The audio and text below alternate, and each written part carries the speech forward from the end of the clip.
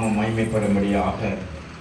இப்பொழுது ஆண்டவருடைய வார்த்தை மிக தெளிவாய் சொல்லுகிறது.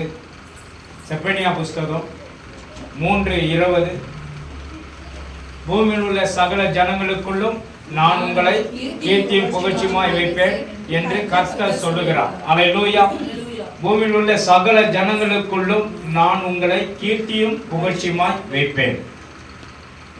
எல்லாம் சொல்லுங்க. நான் உங்களை கீர்த்தியும் புகழ்ச்சியுமாய் வைப்பேன் என்று கர்த்தர் சொல்லுகிறார். ஆமென். எல்லா பக்கத்துல பார்த்து சொல்லுங்க. கர்த்தர் சொல்லுகிறார். கர்த்தர் சொல்லுகிறார். ஆமென். கர்த்தர் சொல்லுகிறார். ஆண்டவர் சொல்றார், கர்த்தர் செய்ய நினைத்தது தடைபடாது. அவர் உங்களை ஆசீர்வதித்தால் தடுப்பது யாரு? இன்றைக்கு ஆண்டவர் உங்களை ஆசீர்வதித்தார்னா ஒருவரும் தடுக்க முடியாது. இன்றைக்கு ஆண்டவர் நம்ம ஆசீர்வாதத்திற்கு நான் ஏற்கனவே சொன்னேன், முக்கியமான நான் இதெல்லாம் நீங்க விட்டுறீங்க. ஜெபத்தெல்லாம் தடுப்பது யாரு அப்படின்னா நீங்க தான். உங்களுடைய ஆசீர்வாதத்தை தடுக்கிறது நீங்க தான். நான் பாஸ்டர் குறை சொல்றேன், குறை இல்லை. ஆசீர்வாதத்தை ஆண்டவர் கொடுக்கணும் அப்படின்னா நம்ம கீழ்ப்படிஞ்சு ஆகணும். சுவாசிக்கலாம். அப்போ யோசேப்பை பற்றி சொல்லக்கூடிய வார்த்தைகளை நீங்க பார்த்தீங்கன்னா, அவனுடைய தகப்பனார் யாக்கோப்பு யோசேப்பை பற்றி சொல்றாரு. என்னன்னு சொல்றாரு? கனித்தரும் செடி, சுவரில் படரும் கொடி என்று சொல்றாரு. அப்போ அந்த கனித்தரும் வாழ்க்கையை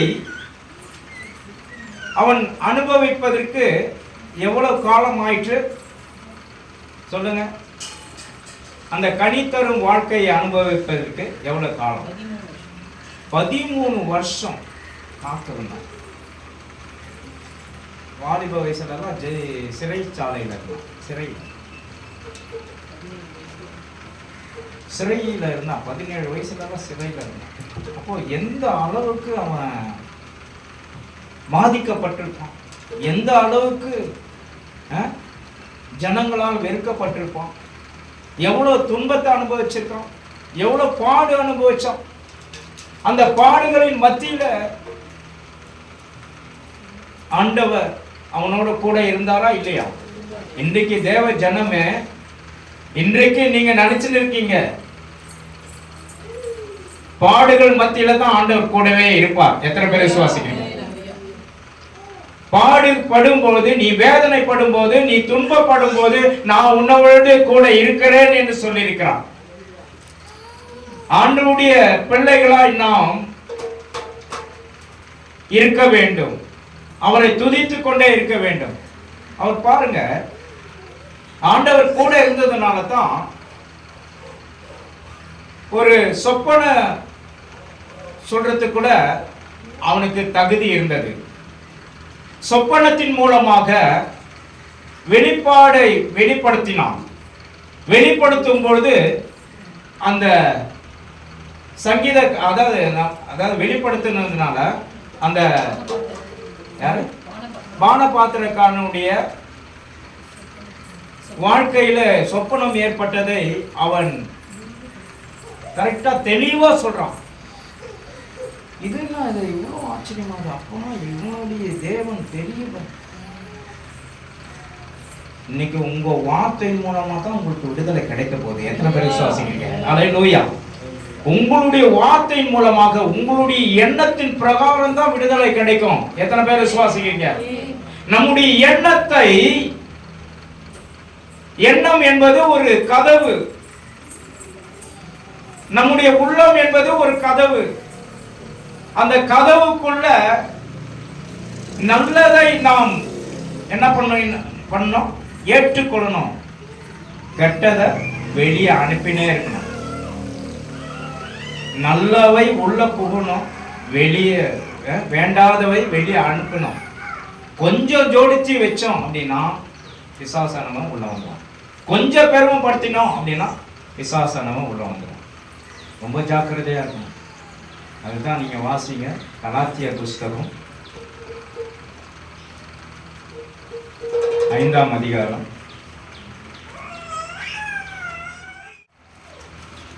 22 வருஷம்.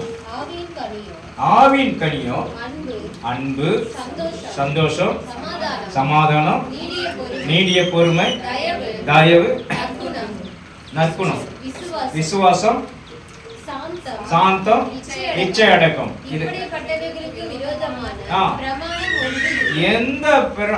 இப்படிப்பட்ட பிரமாணம் ஒன்றுமே இல்லை இவைகளுக்கு விசுவாசிக்கலாம். இதை நம்ம வாழ்க்கையில நம்ம எடுத்துக்கொள்ளணும். ஆண்டவர் நமக்கு கொடுக்கப்பட்ட அந்த ஆவியின் கனி மிகவும் அவசியமா இருக்கிறது.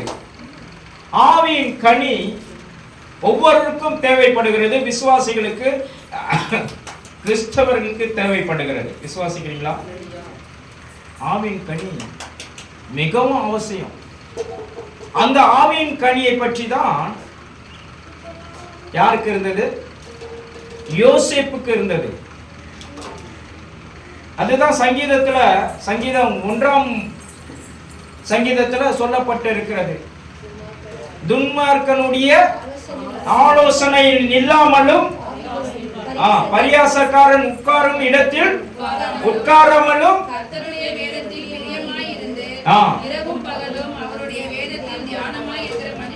பாக்கியவான் நடப்பட்டு தன் காலத்தில் தன் கனியை தந்து இலையுதிராத மரத்தை போல இருப்பான். அவன் செய்வதெல்லாம் வாய்க்கும். நீங்க செய்வதெல்லாம் வாய்க்கும். விசுவாசிக்கிறீங்களா? துன்மார்க்கனுடைய ஆலோசனை இருக்கக்கூடாது. நீங்க கிறிஸ்தவர்களா இருந்தா பைபிளுக்கும் உங்களுக்கு தான் தொடர்பு. பாஸ்டர் எப்படி பேசுறாரு? அதான் உண்மை. பரிசேயர் சதுசேயருடைய நீதியை காட்டிலும் உங்க நீதி அதிகமா இருக்கணும். அப்புறம் நான் கத்தாவேன்னு கூப்பிட்டா எனக்கு அறியன்னு சொல்லிடுவாரு, எனக்கு தெரியாதுன்னு சொல்லுவாரு. நம்முடைய எண்ணங்களை, நம்ம சிந்தைகளை பூட்டி வைக்கணும். பூட்டி வைக்கல, தாழ்பால் போடல அப்படின்னா என்ன நடக்கும்? ஒன்று ஒன்றா உள்ள வரும், ஒன்று ஒன்றா தொடர்ந்து வந்துட்டே இருக்கும். பார்த்தா ஃபுல்லாக நிரம்பிடுச்சுன்னா என்ன ஆகும்? சபையை நேசிக்க முடியாது, சபைக்கு வர முடியாது, பல பிரச்சனைகள் உருவாகிடும், பயங்கரமான குழப்பங்கள் வரும், லேகியன் உள்ள வந்துடும் நம்முடைய வாழ்க்கையில. அதை தடுத்து நிறுத்துறதுக்காகத்தான் ஜெபம், அதை தடுத்து நிறுத்துறதுக்காக தான் தேவ ஆலயம். ஆலயத்துக்குள்ள வந்தா நம்ம எப்படி இருக்கணும்? ஆண்டவருடைய வார்த்தைகளை கேட்கும் போது ஆண்டுடைய சொற்கள் வெள்ளிக்கு ஒப்பான சுத்த சொற்களா இருக்கிறது. அது நம்மை சுத்தம் பண்ணும். எத்தனை பேர் விசுவாசிக்கிறீங்க? அது நம்மை சுத்தம் பண்ணும். நம்ம சுத்தம் பண்ணதுக்கு பாருங்க, ஆண்டவர் நமக்கு கலாத்தியர்ல கொடுத்திருக்கிறார். எத்தனை? 9 கனிகளை பற்றி கொடுத்திருக்கிறார். 9 கனி ஒரு மனுஷனுக்கு வேண்டியவைகள். இந்த 9 கனியை யார்கிட்ட இருந்தது? யோசேப்பு கிட்ட இருந்ததுனால அவனை ஆண்டவர் விடுதலை ஆக்கி, அவனை உயர்த்தி, மேன்மைப்படுத்தி, பெருக வைத்து, கீர்த்தியும் புகழ்ச்சியுமாய் வைத்து அவனை பிரதம மந்திரியாய் மாற்றினார். எத்தனை பேர் விசுவாசிக்கிறீங்க? பிரதம மந்திரியா மாற்றினார். இன்னைக்கு உங்களுக்கு இந்த 9 கனிகள் செயல்பட வேண்டும். ஒவ்வொரு மனுஷனுக்கும் 9 கனி செயல்படும் போது உங்களுடைய வாழ்க்கை மாறும். ஆனா தடுத்து நிறுத்தத்துக்கு என்னென்ன வரும் தெரியுமா?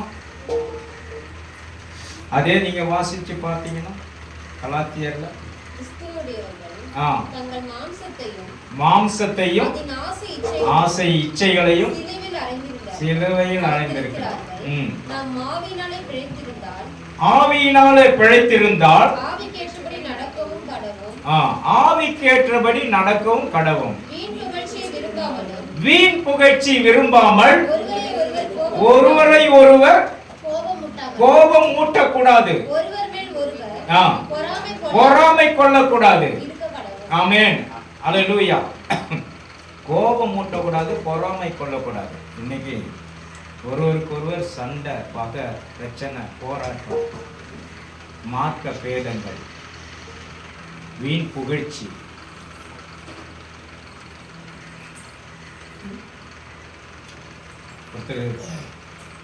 என் பேர் போடல, ஒருத்தர் சொல்றாரு என்ன இன்சல் போடல, நான் இன்னும் அனாதியா. எதுல? பத்திரிக்கை. வீண் புகழ்ச்சி. நான் என்ன அனாதியா, எங்க அப்பா இல்லையா அப்படின்னு கேட்கறாங்க. அவங்களுக்குள்ள பெரிய தகராறு ஆயிடுச்சு. நான் கல்யாணத்துக்கு வர மாட்டேன்.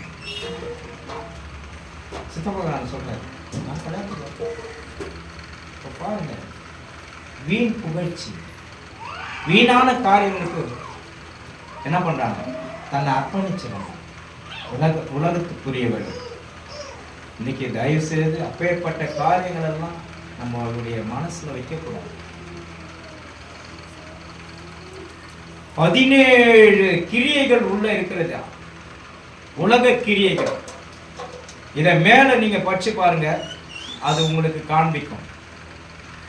என்னென்ன காண்பிக்கும் பாருங்க. நீங்கள் நியாயப்பிரமாணத்துக்கு கீழ்ப்பட்டவர்கள் அல்ல. நீங்க நியாயப்பிரமாணத்துக்கு கீழ்ப்பட்டவர்கள் அல்ல. நியாயப்பிரமாணம் என்பது என்ன சொல்லுங்க? நியாயப்பிரமாணம் என்ன சொல்லுங்க? நான் உங்களுக்கு சொல்றேன். நியாயப்பிரமாணம் என்ன சொல்லுங்க? பைபிள் படிக்கிறீங்களா? சொல்லுங்க. 10 உடைய கட்டளையா? நியாயப்பிரமாணம் என்னன்னா என்ன சொல்லுங்க? நியாயப்பிரமாணத்தை நீ மீறினா என்ன ஆச்சு? கண்ணுக்கு கண், பல்லுக்கு பல்லு. அது மாத்திரம் இல்லை, கல்லை அடிச்சு அடிக்க, கல்லை எடுத்து சாகடிக்கணும். மரண சாஸ்திரம். சொல்லுங்க, மரண சாஸ்திரம். இவன் பாவம் செஞ்சானா, 10 கட்டளை மீறிட்டானா, அல்லது 9 கட்டளை செஞ்சுட்டு 10வது கட்டளை மீறிட்டான், இவனை கல்லெடுத்து சாகடிங்க அப்படின்னு சொல்றது தான். அல்லேலூயா. லேவியராகமம் நல்லா படிச்சு பாருங்க. லேவியராகமத்துல டோட்டலா மனுஷன் எப்பேற்பட்ட பாவியா இருக்கிறதெல்லாம் ஆண்டவர் வந்து மாத்துறார். இப்படிதான் இருக்கணும் ஒரு மனுஷன் அப்படின்னு சொல்ற. அப்போ ஆண்டவர் அந்த நியாய பிரமாணத்தை ஆண்டவர் என்ன பண்றாரு? எடுத்துடுறாரு. நம்ம கிட்ட என்ன கொடுக்கிறாரு? கிருபையும் சத்தியமும் நீதியும் தருகிறார். எத்தனை பேர் விசுவாசிக்கிறீங்க? கிருபையும் சத்தியமும் நீதியும் தருகிறார். அந்த மரண சாஸ்திரத்தை எடுக்கிறார். நியாய பிரமாணம் என்பது மரண சாஸ்திரம்.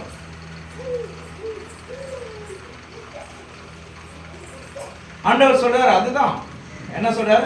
மரத்தில் தூக்கப்பட்டவன் எவனோ சபிக்கப்பட்டவன் என்று எழுதியிருக்கிறபடியினால் சொல்லுங்க, நியாய பிரமாணத்திலிருந்து உங்களை நீங்களாக்கி என்ன பண்ற? கிறிஸ்து நமக்காக சாபமாகி நீங்களாக்கி விட்டு இருக்கிறார். நியாய பிரமாணத்தின் சாபம், நியாய பிரமாணத்தின் மூலமாக வருகின்ற மரண தண்டனையிலிருந்து விடுதலை ஆக்கி இருக்கிறார். எத்தனை பேர் விசுவாசிக்கிறீங்க? மரண தண்டனையிலிருந்து விடுதலை ஆக்கி இருக்கிறார். விசுவாசிக்கிறீங்களா? அல்லேலூயா. பக்கத்தில்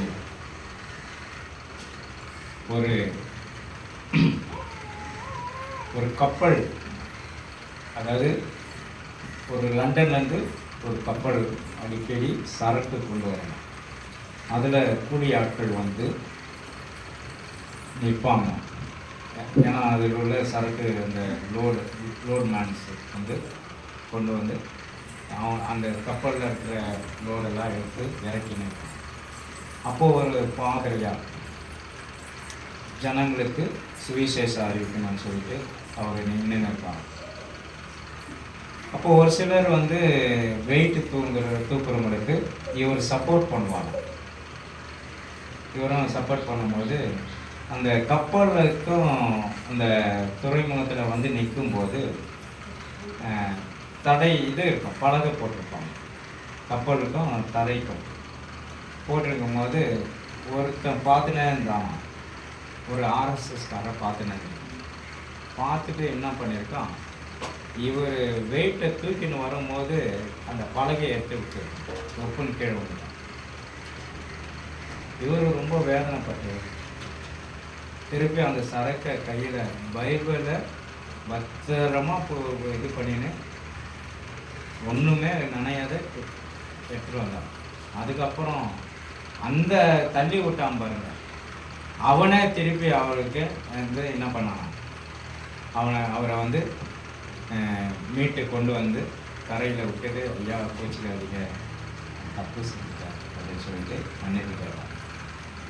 அப்போது பிறகு அவனுடைய வாழ்க்கையில் சொன்னானா, ஐயா நான் வந்து ஒரு மருத்துவராக இருந்தேன், நான் குடிப்பழக்கத்தினால என்னுடைய மனைவி பிள்ளைகளாக பிரிந்திருக்கிறாங்க, நான் இந்த மாதிரி ஒரு தவறாக செஞ்சுட்டேன் போல, என்னை மன்னிங்கன்னு சொல்லிட்டு அழுது மன்னிப்பு கேட்டுட்டான்.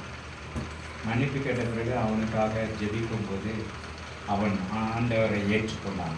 அல்லேலூயா. அப்போ ஒரு பாவி மனம் திரும்புறது பரலோகமே சந்தோஷப்படும். அல்லேலூயா. அதாவது இது ஏன் சொல்றேன் அப்படின்னா, நம்ம எல்லாரும் சுவிசேஷம் அறிவிக்கிறவர்களாய் மாற வேண்டும். அடுத்த மாசத்திலிருந்து நம்ம சுவிசேஷம் பணி துவங்க இருக்கிறது. தயவு செய்து எங்களுக்கு நம்முடைய சபையோடு நீங்க ஒத்து உழைக்கணும். எனக்கு என்ன வேலைன்னு இருக்காதீங்க.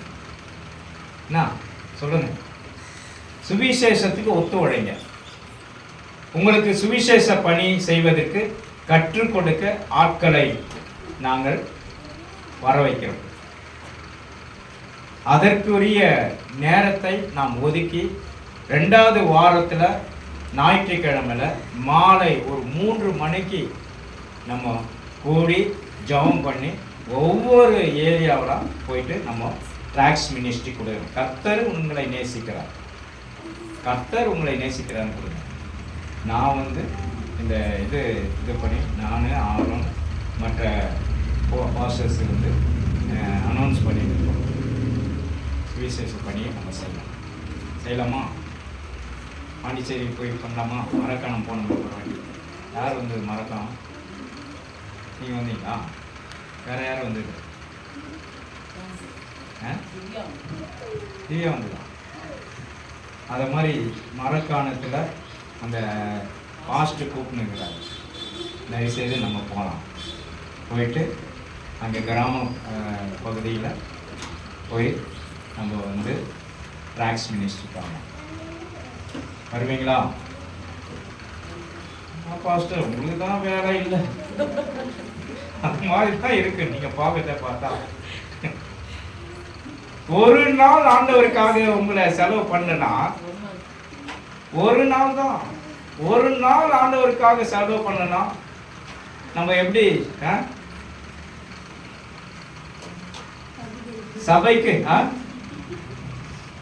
சபைக்கு சொல்லுகிறதை காதுள்ளவன் கேட்க கடவன். ஆண்டவருக்கு தம்மை அர்ப்பணிக்கும் போது ஆண்டவர் உங்களை ஆசீர்வதிப்பார். அப்போ எவ்வளவு கடினமா இருந்தாலும் அந்த வேலையை நம்ம செஞ்சே ஆகணும். ஏன்னா ஆண்டவர் கொடுக்கப்பட்ட ஒரு வார்த்தை, நீங்கள் புறப்பட்டு போய் சகல ஜாதிகளையும் சீஷராக்கி பிதா குமாரன் பரிசுத்த ஆவி நாமத்தினால் ஞானஸ்தானம் கொடுங்கன்னு சொல்ற. இந்த சுவிசேஷம் அறிவிக்கணும். அல்லேலூயா. ஜாதிகள் மத்தியில சுவிசேஷம் அறிவிக்கணும். ஜனங்கள் மத்தியில், ஜாதினா என்ன அர்த்தம்? ஜனங்கள்னு அர்த்தம். ஜாதினா இந்த ஜாதிக்கு தெரியும், அந்த ஜாதிக்கு தெரியும், அப்படி இல்லை. ஜாதின்ற ஒரு சுவிசேஷம், அதாவது ஒரு என்ன சொல்றது, ஜனங்கள் மத்தியில சுவிசேஷத்தை அறிவிப்பதற்காக ஆண்டவர் கொடுக்கிற ஒரு பணி. ஆகவே தயவு செய்து நம்முடைய எண்ணங்களை, சிந்தைகளை லாக் பண்ணியே வைங்க, தாழ்பால் போட்ட வைங்க. தாழ்பாலை எப்போ திறக்கணும் அப்படின்னா, சபைக்கு வந்து தாழ்பாலை திறங்க. ஆவியானவர் உள்ள வந்துடுவார், பரிசுத்த ஆவியானவர் வருவார். வீட்டுக்கு போனா தூங்குங்க, ஜெபம் பண்ணும்போது மட்டும் திறந்து ஆவியானவர் உள்ள வர வைங்க. ஃப்ரிட்ஜ் எதுக்கு திறக்கிறோம்? ஏதாவது ஒரு பொருளை வைக்கிறோம். ஏதாவது ஸ்மெல் வந்துச்சுன்னா என்ன பண்ணுறோம்? ஃபஸ்ட்டு க்ளீன் பண்ணு, எல்லாத்தையும் க்ளீன் பண்ணி சுத்தமாக வச்சிடும் ஃப்ரிட்ஜை. அந்த நான் ஸ்மெல்லு வருதா, நாத்தடிக்குதா, என்ன பண்ணுறோம்? வெளியேற்றுறோம். அதே போல தான் நம்முடைய சிந்தையும் நம்முடைய எண்ணங்களையும் சுத்தமாக வச்சுக்கணும். சுத்தமாக வைக்கும்போது நம்முடைய வாழ்க்கை மாறும், வித்தியாசப்படாது. அப்போ நமக்குள்ள அந்த கலாத்தியர் புஸ்தகத்துல மேல படிங்க. மாம்சத்தின் கிரியைகள் அவை யாவன? விபச்சாரம், வேசித்தனம், அசுத்தம், காம விகாரம், விக்கிரகாராதனை, பில்லி சூனியம், பகைகள், விரோதங்கள், வைராக்கியங்கள், கோபங்கள், சண்டைகள், பிரிவினைகள், மார்க்க பேதங்கள், பொறாமைகள், கொலைகள், வெறிகள், களியாட்டுகள், இவைகள் யாவை. அப்போ எத்தனை இருக்கு? 17 கிரியைகள் இருக்கு. 17 கிரியைகள், அசுத்த கிரியைகள். இது ஒரு மனுஷனுக்குள்ள வந்துச்சு அப்படின்னா கண்டிப்பா ஜெபம் பண்ண முடியாது, வேதம் வாசிக்க முடியாது, சபைக்கு வர முடியாது. எல்லா கிரியைகளும் நம்மளை ஒண்ணு சேர்த்து நம்மளை என்ன பண்ணும்? அழுத்தம். இந்த கிரியைகள்லாம் விட்டு விலகணும் தான் ஆண்டவர் 9 கனியை பற்றி சொல்றார். இது 17 கிரியை, 17 அசுத்த கிரியைகள். ஆனா ஆண்டவர் சொல்ற கனி 9 கனி. அந்த 9 கனியை நம்ம எடுத்துக்கொண்டோமானால் நிச்சயமா யோசேப்புடைய ஆசீர்வாதம், யோசேப்புக்கு வந்த ஆசீர்வாதம், யோசேப்புக்கு கிடைத்த உயர்வு, யோசேப்புக்கு கிடைத்த மாற்றம் எல்லாமே உங்களுக்கும் கிடைக்கும். எத்தனை பேர் விசுவாசிக்கிறீங்க? அல்லேலூயா. யோசேப்புக்கு கிடைக்கப்பட்ட ஆசீர்வாதம் ஆண்டவர் கீர்த்தியும் புகழ்ச்சியுமாய் வைப்பேன் என்று சொன்னார். அந்த சிறைச்சாலையில அவனை மாத்திரம் தான் ஆண்டவர் உயர்த்தினான். காரணம் அவனுக்குள்ள இருந்த கனி. யோசேப்பு சொன்னது என்ன? இது யாக்கோபு சொன்னது என்ன? யோசேப்பை பார்த்து கனித்தரும் செடி, கனி சுவரில், ஆமா, நீரூற்றண்டையில் கனி செடி, நீரூற்றண்டையில் வளரும் செடி, சுவரை பற்றி கொண்ட கொடிகள். சுவர் என்பது சுவர் மேல வரும். ஒரு சிலர் பிள்ளைகளை நல்லா படிக்க வைப்பாங்க. சின்ன வயசுல இருந்து அவங்க ஸ்கூலுக்கு கொண்டு போறது கொண்டு வர்றது எல்லாம் படிக்க எல்லாமே தகப்பனார் உருவாக்கிட்டாங்க. கொஞ்சம் கொஞ்சமா வளர வச்சு அவனை அடுத்தது ஒரு நல்ல போஸ்டிங் வந்துடுறான். ஆனா இவனுக்கு எந்த தகப்பனும் இவனை உருவாக்கல. இவனுடைய குண அதிசயங்கள் தான் அவனை உருவாக்குது. விசுவாசிக்கிறீங்களா? அவனுக்குள்ள இருந்த 9 கனி தான் அவனை உருவாக்குது. அந்த கொடியானது மரத்துல படரும் அல்லது ஒரு பந்தல் போட்டு கொடியை படர வைப்பாங்க. அது மனுஷன் செய்கிற கிரியை. அதாவது உறவினர்கள் நமக்கு அவங்களுக்கு சப்போர்ட் பண்ணா அவங்க நல்லா ஆயிடுவாங்க. ஆனா இந்த கொடியானது செவுத்துல படரும் கொடின்னு சொல்றாரு பாருங்க. தானா வளர்ந்து கஷ்டத்துல வளர்ந்து பயங்கரமான நஷ்டம், சின்ன வயசுல இருந்து பிரச்சனை, போராட்டம், குழப்பம், சின்ன வயசுல இருந்து அடிபட்டு உதப்பட்டு கேவலப்பட்டு வெக்கப்பட்டு வளருது. அந்த கொடி தானா படருது. அந்த 4 சுவருக்குள்ள படர்ற கொடி, அந்த சிறைச்சாலையில படருகிற கொடி மோசமான நிலையில. சிறைச்சாலைனா எப்படிப்பட்டதா இருக்கும் நம்மளாம் நினைக்கிறோம். பேதுருன்னு சொல்றேன், அப்போஸ்தலர் பவுல் எப்படிப்பட்ட சிறையில் இருந்தாரு? தொழு மரத்துல கட்டப்பட்டு, கால்கள் கட்டப்பட்டு, அங்கிருந்து தான் என்ன இது எழுதுறாரு சொல்லுங்க. ரோமருக்கு எழுதின நிருபம், அப்புறம் பிலிப்பியர் எழுதுறாரு. இதெல்லாம் எழுதும் போது அவர் சந்தோஷமா இருந்தாரா? சந்தோஷமா இருங்க, சந்தோஷமா இருங்கன்னு சொல்றாரு. நம்ம எப்படிப்பட்ட இதுல இருக்கிறோம்? சந்தோஷமா இருக்கிறதுக்கு நமக்கு கொடுக்கப்பட்ட ஆசீர்வாதம் பெற்று சந்தோஷமா இருக்கிறோம். ஆனா அவரு சந்தோஷமா எப்படிப்பட்ட இதுல நிலையில இருந்தாரு? சிறைச்சாலையில தொழு மரத்துல கட்டப்பட்டு, சாப்பாடு கூட எப்படி சாப்பிடணுமா? தட்டுல எடுத்து சாப்பிடணும். அப்படியே வாய் வச்சு அப்படியே சாப்பாடு போடுவாங்களா, அதுல சாப்பிடணும். யூரின்லாம் அங்கேயே போயிடுவாங்க, பாத்ரூம்லாம் அங்கேயே போயிடுவாங்க. அவ்வளோ ஸ்மெல் வரும், அவ்வளோ நாத்தடிக்கும். அவ்வளோ மோசமான நிலையில உருவாக்கப்பட்டவர் தான் பவுல். விசுவாசிக்கிறீங்களா? ஊழியக்காரன் எப்படிப்பட்ட ஒரு இதுவாக இருந்திருக்காரு?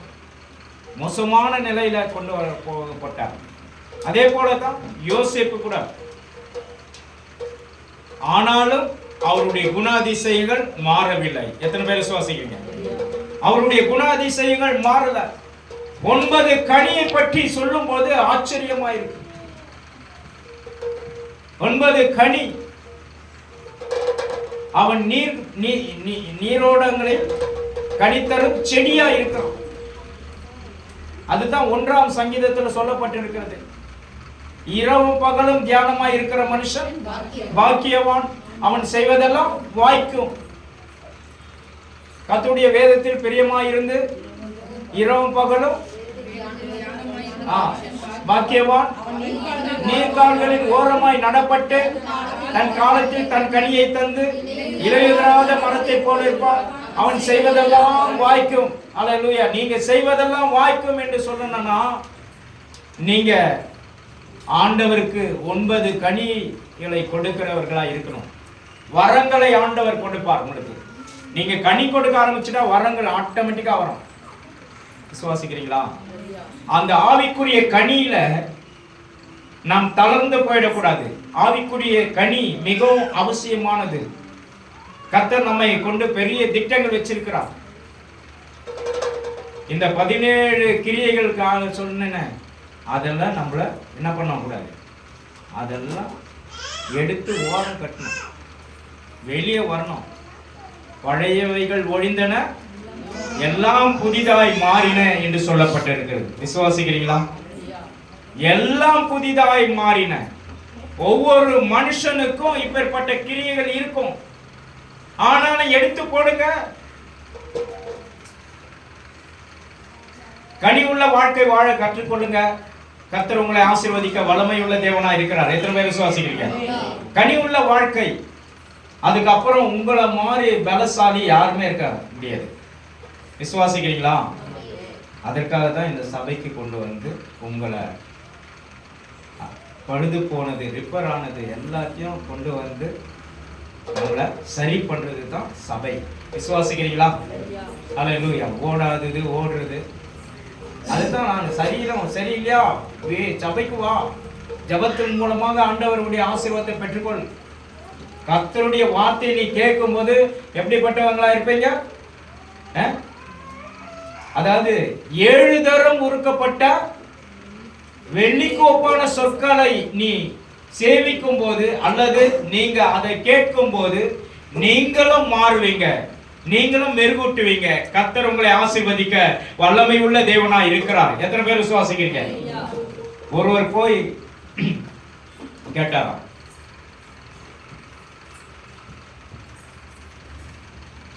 எது மகா பெரிய சக்தி அப்படின்னு கேட்டார். எது மகா பெரிய சக்தின்னு கேட்டார். அப்போ தீ கிட்ட போய் கேட்டார். தீ என்ன சொல்றான், நான் மகா பெரிய சக்திலாம் இல்லை, என்ன தண்ணி போட்டு ஒரு மழை பெஞ்சா நான் நனைஞ்சு நான் இதுவாயிடும், கூல் ஆயிடுவேன், எனக்கு எதுவுமே தெரியாது, எனக்கு எனக்கு என்கிட்டலாம் அந்த அளவுக்கு பவர்லாம் இல்லைன்னு சொல்லிச்சு.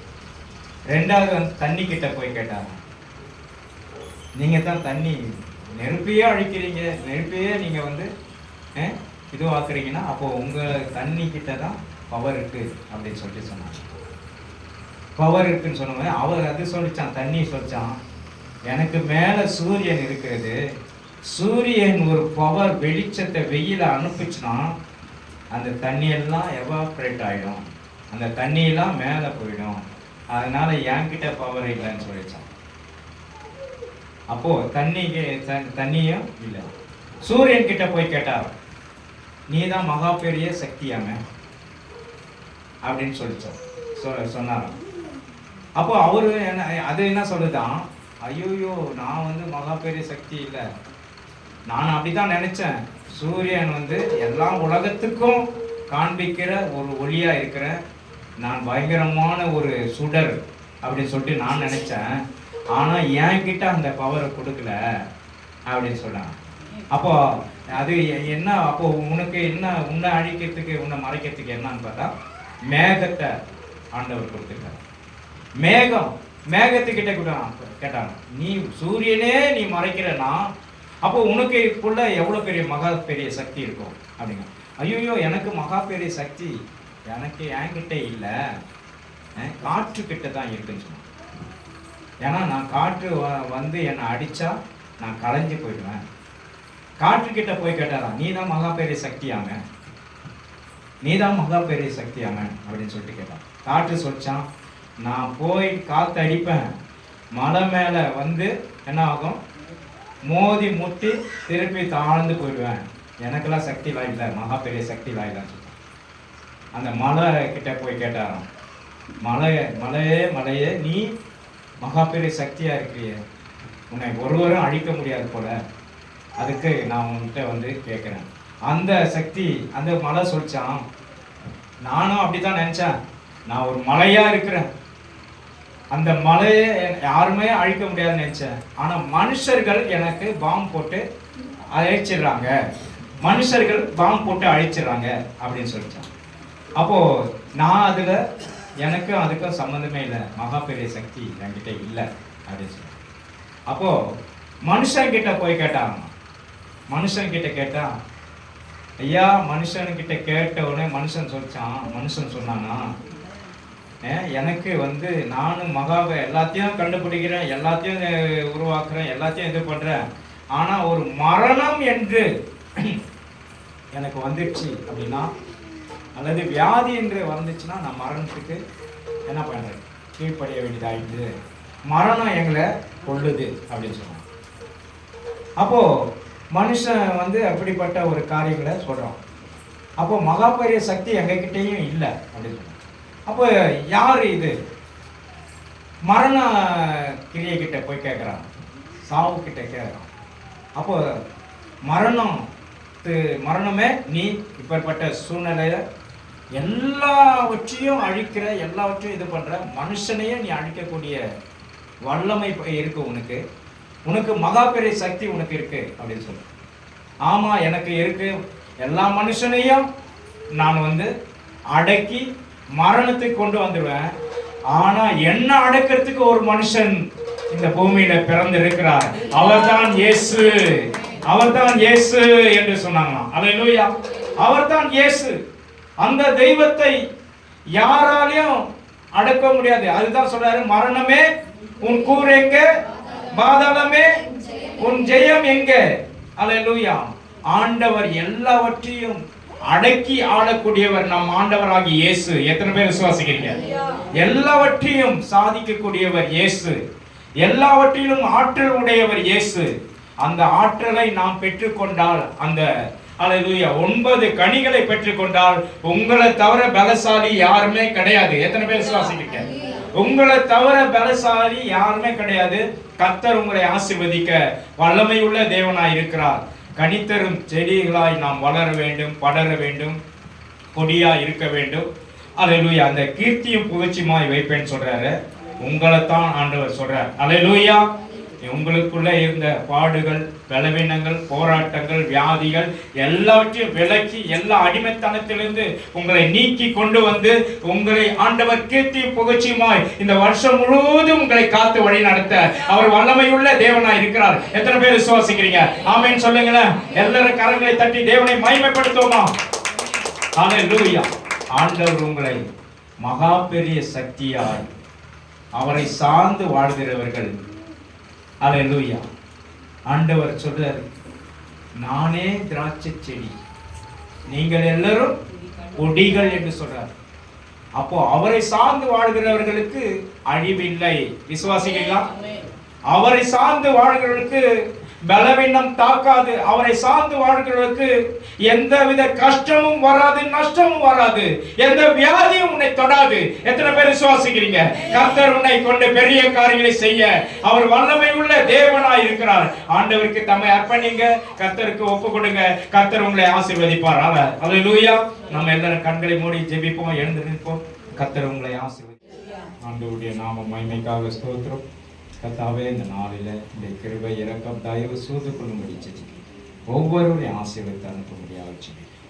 ஒவ்வொரு மேலும் உடைய வல்லமை காரணம் வரட்டும். கர்த்தாவே, யோசேப்புக்கு இருந்த அந்த 9 கனி செயல்பட்டது போல எல்லாருக்கும் அந்த 9 கனியில செயல்பட்டு வளர கிருபை செய்ய கீர்த்தியும் புகழ்ச்சியுமாய் வைக்கும்படியாக இயேசுவின் நாமத்தில் பிதாவே. என் ஆத்துமாவே கர்த்தரை ஸ்தோத்திரி, உள்ளமே பரிசுத்த நாமத்தை ஸ்தோத்திரி. கர்த்தர் செய்த சகல உபகாரம் மறவாதே. நம் ஆண்டவராகிய இயேசு கிறிஸ்துவின் கிருபை, பிதாவாகிய தேவனுடைய அன்பும் பரிசுத்த ஆவியானவருடைய அன்புடைய ஐக்கியமும் சமாதானம் நம் அனைவரோடும் என்றென்றைக்கும் சதா காலங்களிலும் கூட இருப்பதாக. ஹல்லேலூயா, ஹல்லேலூயா, ஹல்லேலூயா. கர்த்தர் உங்களை ஆசீர்வதிப்பாராக. ஆமென்.